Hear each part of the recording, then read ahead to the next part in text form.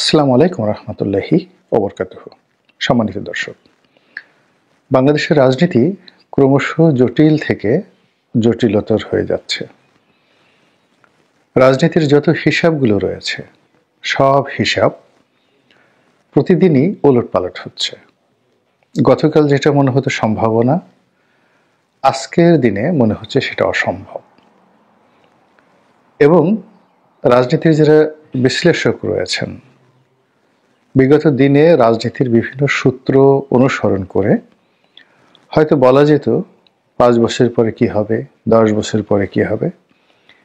এবং অতীতকালে বড় বড় যারা রাষ্ট্রনায়ক, তারা কখনো কখনো 100 বছর পরে কি হবে সেটা তারা বলে দিতে পারতেন।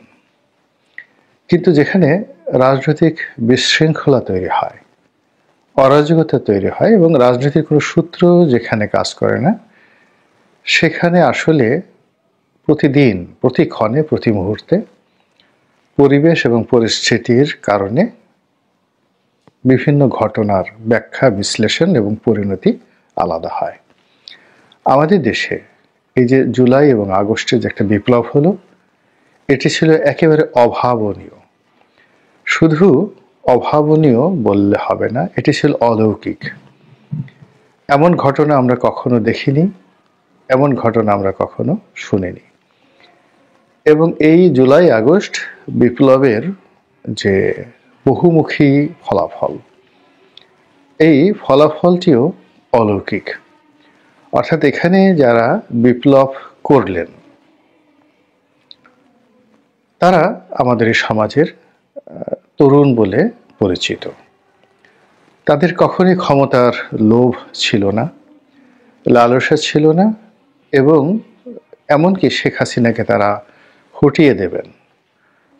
এবং সেখানে ডক্টর মোহাম্মদ ইউনূস, বিএনপি, জামাত, অন্য কেউ ক্ষমতায় আসবে, এরকম কোনো টার্গেট নিয়ে তারা কিন্তু রাজপথে নামেননি। তাদের রাজপথের আন্দোলনটি ছিল একেবারে সহজ সরল, কিছু চাওয়া, এবং অবশ্যই সেটা যৌক্তিক। তারপর যখন তাদেরকে অপমান করা হলো, তারা সেটা প্রতিবাদ করলেন খুব ভদ্র ভাষায়। যখন তাদেরকে জুলুম করা হলো, তখন তারা অনেকটা অসহায় হয়ে পড়লেন এবং দেশের জনগণ তাদের পাশে দাঁড়ালো। পরিবেশ এবং পরিস্থিতি এমন দাঁড়ালো যে ক্ষমতাসীন যারা ছিলেন তারা দীর্ঘদিন ধরে মানুষকে জুলুম এবং অত্যাচার করার যে একটা অভ্যাস তারা অর্জন করেছিলেন, এই অভ্যাসটি 2024 সনের জুলাই আগস্টে এসে তারা আগের মতন করে আবার সেই অভ্যাসটি চরিতার্থ করার জন্য যখনই চেষ্টা করলো, অমনি একটা বিপ্লব হয়ে গেল। এই বিপ্লবের বীজ সারা বাংলাদেশের রন্ধ্রে রন্ধ্রে এটি বপন করা ছিল। দীর্ঘদিনের 15 বছরের যে অনাচার, অবিচার, অত্যাচার, কুশাসন, সব মিলিয়ে মানুষের যে হৃদয়, মন এবং মানসিকতা ভেঙে পড়েছিল, এবং তারা অভিশাপ দিয়ে এই সরকারের নিকুচি করছিল। এবং পরবর্তীতে যখন সুযোগ এলো, তখন সাধারণ মানুষ বাঁধ ভাঙা জোয়ার যেভাবে উপচে পড়ে, ঠিক সেইভাবে এই ছাত্রদের পক্ষে তারা উপচে পড়ল। এর ফলে বিপ্লব হলো। কিন্তু বিপ্লবের পর যে ঘটনাগুলো ঘটল, অর্থাৎ যেভাবে উপদেষ্টা পরিষদ গঠিত হলো, যেভাবে ডক্টর মোহাম্মদ ইউনূস ক্ষমতা গ্রহণ করলেন, যেভাবে দুজন ছাত্রকে এখানে মনোনীত করে উপদেষ্টা পরিষদে নেওয়া হলো, একজন ছাত্রকে মাস্টার মাইন্ড হিসেবে পরিচয় করে দেওয়া হলো, এই ঘটনা তারা যেভাবে বলল তাতে মনে হলো যে দীর্ঘকাল ধরে তারা এরকম একটি ঘটনা ঘটানোর জন্য প্রস্তুতি নিয়েছিলেন। আর অন্যদিকে যারা সাধারণ মানুষ, তারা খুব আহত হলেন যে তারা তো এরকম কোনো দৃশ্য দেখেনি। তারা সরল বিশ্বাসে এই ছাত্রদের যে উপর যে জুলুম চলছিল, অত্যাচার চলছিল, বা এই ছাত্রদের যে আশা ছিল, আকাঙ্ক্ষা ছিল, সেই আশা আকাঙ্ক্ষার উপর তারা সমর্থন জানিয়েছিল। যা হোক, যখনই এরকম একটা বিপ্লব হয়, বিপ্লবের পরে সবচেয়ে বেশি লাভবান হয় তারা যারা সুসংগঠিত থাকে, যাদের একটি সংগঠন থাকে। এখন আওয়ামী লীগের অবর্তমানে এবং তাদের যারা সহযোগী ছিল তাদের অবর্তমানে বাংলাদেশে সবচেয়ে শক্তিশালী সংগঠন বিএনপি, তারপরে জামাত, জামাতের পর আরো কয়েকটি ছোট বড় ইসলামপন্থী দলগুলো রয়েছেন। তো এই কারণে কি হলো, এখন যে একটা গণতান্ত্রিক পরিবেশে অগ্রযাত্রা শুরু হয়েছে, কিংবা ধরুন এখন যেভাবে গণতন্ত্রের পথে এগুলোর আমরা চেষ্টা করছি, সেখানে সঙ্গত কারণেই বিএনপি একেবারে সম্মুখ সারিতে চলে আসে।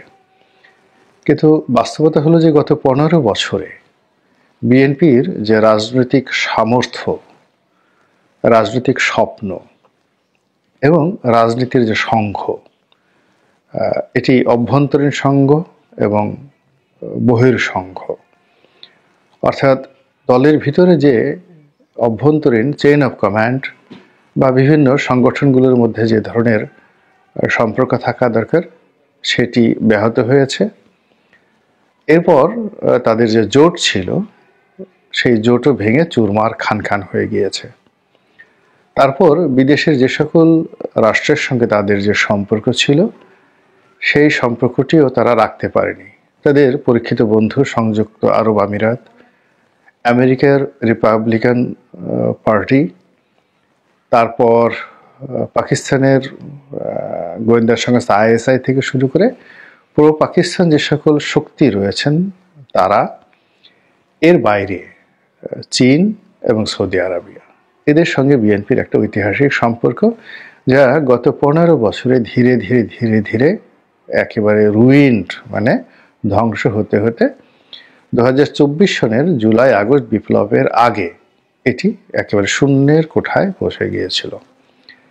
অভ্যন্তরীণ রাজনীতিতে তাদের সঙ্গে ইসলামপন্থীদের নিদারুণ একটি সম্পর্ক ছিল, বিশেষ করে জামাতের সঙ্গে, জামাত ছাড়াও যারা প্রো পাকিস্তানি তাদের সঙ্গে, এবং যারা এন্টি ইন্ডিয়ান মানে ভারত বিরোধী, এই শক্তির সঙ্গে তাদের যে হৃদ্যতা, সখ্যতা, এটি দীর্ঘকালের। কিন্তু এই সম্পর্কটি জিয়ে রাখা, এই সম্পর্কের ভিত্তিতে যাকে বলা হয় একটি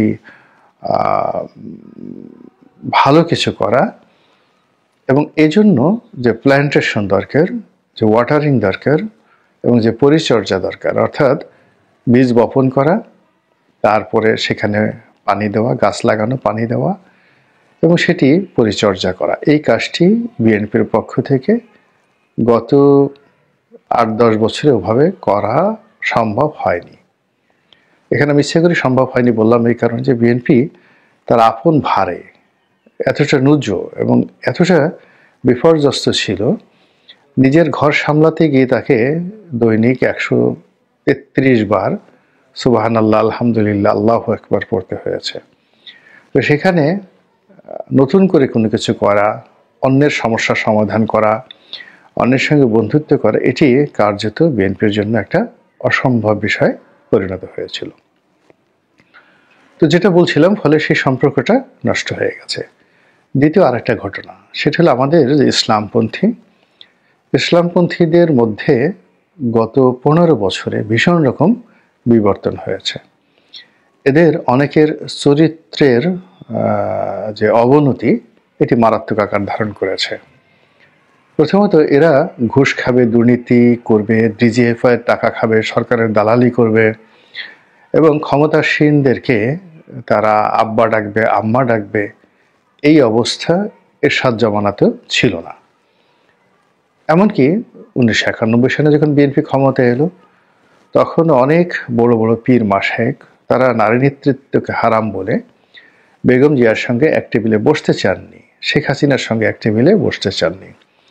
তো ইসলামের আদর্শ এবং নীতি, এই দুটোকে হৃদয়ে ধারণ করে ওই ধরনের ব্যক্তিত্ব এবং চরিত্রওয়ালা যে নেতৃবৃন্দ আমাদের 80-র দশকে, 90-এর দশকে ছিল, তারা অনেকেই এখন নেই। যারা আছেন তারা খুবই বৃদ্ধ এবং অনুল্লেখ্য অবস্থায় আছেন। নতুন প্রজন্মের যারা নেতৃত্বে আছেন তারা খুব ভীষণ জিহাদি, এত জিহাদি যে তারা এই মুহূর্তে পারলে বাংলাদেশকে একটি খেলাফত রাষ্ট্রে পরিণত করে, অথবা আরেকটি গ্রুপ আছে যারা একটা রাজকীয় দাওয়াত পেলে, মানে বঙ্গভবনে একটা দাওয়াত পেলে, গণভবনে দাওয়াত পেলে, কেউ একটু পিছনে হাত বুলিয়ে দিলে, বা ডিজিএফআই, এনএসআই, র এদের কোনো কর্মকর্তার সঙ্গে দেখা সাক্ষাৎ হলে, কিছু তোহফা বা উপহার পেলে তাদের মনোমস্তিষ্ক ঠিক থাকে না। ফলে বাংলাদেশের সবচেয়ে আলোড়ন সৃষ্টিকারী যে প্রতিষ্ঠানটি হেফাজত ইসলামের একটা অংশ দুভাগে বিভক্ত হয়ে গিয়েছিল। একটা অংশ কিন্তু আওয়ামী লীগের সঙ্গে ভীষণ রকম জড়িয়ে পড়েছিল আওয়ামী লীগের দালাল হিসেবে। আবার এই যে আমরা যে তাবলিগ জামাত বলি, বিশাল সংগঠন, এই তাবলিগ জামাতেরও কিন্তু একটা বিরাট অংশ আওয়ামী লীগপন্থী, এবং এখানে জুবায়েরপন্থী লোকের মধ্যেও আওয়ামী লীগপন্থী লোক আছে, সাতপন্থী লোকদের মধ্যেও আওয়ামী লীগপন্থী আছে। এদের এই যারা ইসলামপন্থী, কেন্দ্রীয় কোনো নেতৃত্ব নেই। আমরা আওয়ামী লীগ জামানাতে আহমেদ শফির নাম শুনেছি, কিন্তু ইনি আসলে একজন মুরব্বী মানুষ, ভদ্রলোক মানুষ, আলেম ওলামা। কিন্তু আগের যারা ছিলেন, যেমন মাওলানা মুহিউদ্দিন খান সাহেব ছিলেন, তারপরে হাফিজ হুজুর সাহেব ছিলেন, তারপরে খতিব উবায়দুল্লাহ সাহেব ছিলেন, এরকম অনেকে ছিলেন, মাওলানা আমিনুল ইসলাম সাহেব ছিলেন, তারপরে শামসুল হুদা পাঁচবাগী সাহেব ছিলেন। এরকম অনেক বড় বড় ইসলামী স্কলার ছিলেন যারা রাজনৈতিকভাবে সমৃদ্ধ, নেতৃত্বের গুণাবলী সম্পন্ন।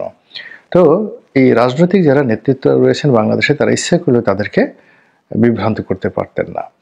তো সেই পর্যায়ে নেতৃত্ব না থাকার কারণে এখন কি হচ্ছে, অনেক ছোট ছোট গ্রামের মেম্বার হতে পারেন না, এরকম রাজনৈতিক জ্ঞানও তাদের নেই, অথচ তারা বাংলাদেশের রাষ্ট্রপতি হওয়ার, প্রধানমন্ত্রী হওয়ার স্বপ্ন দেখে বিরাট একটা রাজনৈতিক দল খুলে সারা বাংলাদেশ চষে বেড়াচ্ছেন। এরকম অসংখ্য সংগঠন, ইসলামিক সংগঠন দেখতে পাবেন।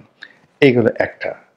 দ্বিতীয় রয়েছে, সেটা হলো আমাদের দেশে ওয়াজ মাহফিল, এটি একটা বাণিজ্যিক প্রতিষ্ঠানে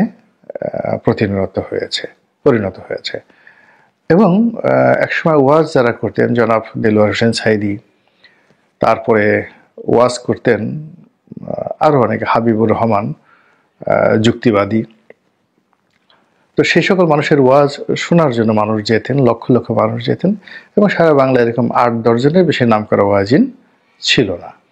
কিন্তু এখন সেই কি বলবো, শিশু বক্তা থেকে শুরু করে কিশোর বক্তা, যুবক বক্তা, তারপরে আরও নানা রকম, এরা গান গায়, এরা নাচে, এরা মানে অভিনয় করে, এরা চুটকি শোনায় মানুষকে, এবং পুরো ওয়াজের যে ক্ষেত্রটিকে একটা বিনোদন ক্ষেত্রে তারা পরিণত করেছে। মানুষ হাসার জন্য, কষ্ট ভোলার জন্য এখন ওয়াজ শুনতে আসে, এবং এ সকল ওয়াজের ময়দানের একটা বিরাট অংশ তারা ব্যয় করে রাজনীতির গীবত, কোনো দলকে প্রমোট করা, কোনো দলকে ছোট করা, নিজেদের অভিলাষকে চরিতার্থ করা, এবং ভিউ বাড়ানো। তারা এমন সব জিকির করবে, এমন সব গল্প বলবে, এমন সব চুটকি বলবে, এমন সব কাণ্ড কারখানা করবে যেন পরবর্তী মাহফিলে তাদেরকে জোর করে নেওয়া হয়। এবং এখন যদি কেউ 10,000 টাকা দেয়, তাদের টার্গেট থেকে পরবর্তী মাহফিলে তাদেরকে যেন 20,000 টাকা দেওয়া হয়। তারা এখন হেলিকপ্টারে কেউ ঘোরাফেরা করে, তারপরে শেষে আরও অনেক রকম শর্ত, তাদের পিএস আছে, এপিএস আছে, তাদেরকে আগের থেকে বুকিং মানি দিতে হয়। এই বিভিন্ন কর্মকাণ্ড করে বাংলাদেশে হাজার হাজার বক্তা, ইসলামী বক্তা তৈরি হয়ে গেছেন। বাস্তবতা হলো যে এই সকল বক্তারা মানুষদেরকে যা বলেন, আমাদের দেশের বেশিরভাগ মানুষ, একটা বিরাট অংশ তাদেরকে বিশ্বাস করে। অনেকে তাদের সাথে ঝগড়া করে, অনেক হুজুরকে মারধর করে, আবার অনেকে কিন্তু তাদের কথা মতো নিজেরা মারামারি করে। এখন এই সকল হুজুররা, যাদেরকে আমরা হুজুর বলি, তারা মাঠে ময়দানে, আওয়ামী লীগ জমানাতে তারা কিন্তু বিরাট অংশ জেলে ছিলেন, অনেকে দৌড়ের উপর ছিলেন, অনেক মাহফিল তাদেরকে করতে দেওয়া হতো না। তো সেই সকল মানুষ এই জমানাতে এসে, ডক্টর মোহাম্মদ ইউনূসের জমানাতে এসে অবাধে সারা বাংলাদেশ বিচরণ করতে পারছে, এবং তারা সবাই, অলমোস্ট সবাই বিএনপির পক্ষে বলছেন, বিপক্ষে বলছেন, আর কেউ কেউ জামাতের পক্ষে বলার চেষ্টা করছেন, কেউ খেলাফতের পক্ষে বলছেন, কেউ ইসলামের রাষ্ট্রের কথা বলছেন, কেউ ইউনূস সাহেবের প্রশংসা করছেন, কিন্তু তারা আওয়ামী লীগকে গালাগালির পরিবর্তে এখন বিএনপিকে গালাগাল দেওয়া শুরু করছেন এবং অকথ্য, অশ্লীল এবং অশ্রাব্য ভাষায় তারা যেভাবে বিএনপির সমালোচনা করছেন, তাতে করে বিএনপির যে জনসমর্থন এটা দ্রুত ধসের দিকে নামছে এবং খুবই একটা অজনপ্রিয় প্রতিষ্ঠানে খুব দ্রুত তারা পরিণত হয়ে যাচ্ছে। বিএনপির যারা হাইকমান্ড রয়েছেন তারা এই বিষয়গুলো কিভাবে দেখছেন এবং কিভাবে সেটা মোকাবেলা করছেন বা করবেন, কিংবা এটিকে তারা আদৌ গুরুত্ব দিবেন কি দিবেন না, এটি তাদের বিষয়। আমি যেটি দেখলাম সেটি আপনাদেরকে জানালাম। আল্লাহ আমাদের সবাইকে হেদায়েত দান করুন এবং হেফাজত করুন। আসসালামু আলাইকুম ওয়া রাহমাতুল্লাহি ওয়া বারাকাতুহু।